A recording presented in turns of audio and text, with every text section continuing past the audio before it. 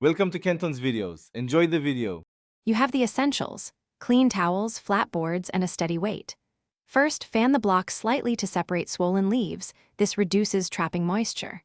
Next, insert absorbent paper towels every 20-30 pages where waves are worst. Now, close the cover and place flat boards on top and bottom. Add 5-10 lb distributed evenly. Once done, leave the book in a cool, dry place for 12-24 hours. This starts the slow, even drying that flattens pages without causing new ripples. Once you check the book, you're managing moisture. If towels are damp, swap them quickly and reclose the book. This avoids mold and promotes uniform drying. Rotate towels until they stay dry for a full 24 hours. This means the pages are releasing trapped moisture. Make sure to increase weight slowly to 15-20 lb only if waves remain.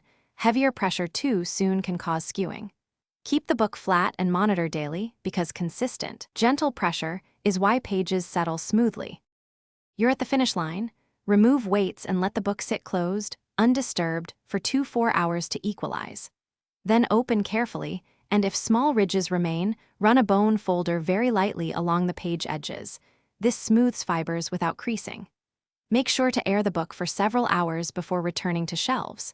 If pages still stick together or you detect musty odor, reinsert dry towels and repeat drying. This troubleshooting step prevents mold and protects the paper long-term.